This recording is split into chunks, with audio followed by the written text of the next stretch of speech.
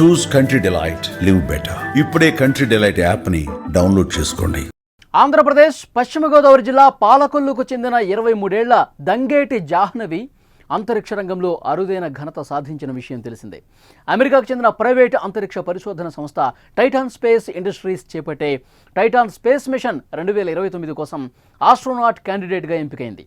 ఈ మిషన్లో భాగంగా జాహ్నవి 2026 నుంచి 3 ఏళ్ల పాటు ట్రైనింగ్ తీసుకోనుంది. ఈ యాత్రలో ఆమె భూమి కక్ష చుట్టూ 2 సార్లు తిరిగి జీరో గ్రావిటీలో 3 గంటలు గడుపుతూ 2 సూర్యోదయాలు 2 సూర్యాస్తమయాలు చూడనుంది. ప్రస్తుతం జాహ్నవి సాధించిన ఘనతపై యావత్ భారత్ హర్షం వ్యక్తం చేస్తోంది. తాజాగా జాహ్నవి కుటుంబ సభ్యులు ఏపీ విద్యాశాఖ ఐటీ శాఖల మంత్రి నారా లోకేష్ను మర్యాదపూర్వకంగా కలిశారు.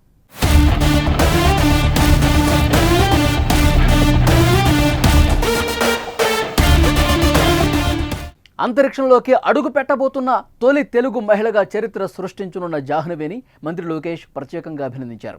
Jahnavi NASA international air and space ప్రోగ్రామ్ను విజయవంతంగా పూర్తి చేసిన తొలి భారతీయ మహిళగా చరిత్ర సృష్టించింది. అంతరిక్షంలోకి అడుగు పెట్టబోతున్న తొలి తెలుగు మహిళగా చరిత్ర సృష్టించనున్న జాహ్నవిని మంత్రి లోకేష్ ప్రత్యేకంగా అభినందనలు తెలియజేశారు. జాహ్నవి తెలుగు అమ్మాయి కావటం ఎంతో గర్వంగా ఉందని చెప్పారు. ఈ సందర్భంగా జాహ్నవి అంతరిక్షంలోకి వెళ్లేందుకు ఎలా కష్టపడింది అన్న విషయం గురించి అడిగి తెలుసుకున్నారు. చిన్నప్పటి నుంచి కన్న కలలు సాకారం చేసుకోవటానికి ఇలా కష్టపడాలని చెప్పారు. భవిష్యత్తులో ప్రభుత్వ పరంగా అన్ని విధాలుగా ప్రోత్సాహం అందిస్తామని చెప్పారు. విద్యాశాఖ చేపట్టే స్టెమ్ అవుట్ రీచ్ యాక్టివిటీలో ప్రభుత్వం తరఫున భాగస్వామి కావాలని చెప్పారు. జాహ్నవి లాంటి యువతిని అందరూ ఆదర్శంగా తీసుకోవాలని, దేశం గర్వించేలా ఏదైనా సాధించాలని అన్నారు.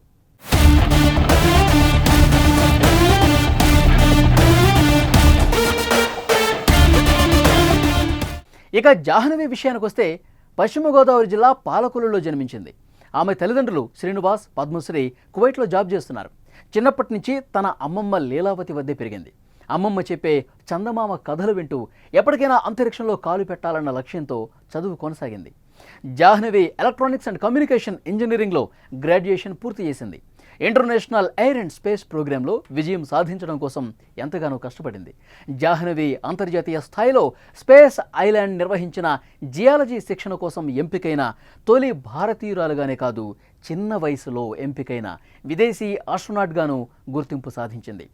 జాహ్నవి ఎలక్ట్రానిక్స్ అండ్ కమ్యూనికేషన్ ఇంజనీరింగ్లో గ్రాడ్యుయేషన్ చేసింది.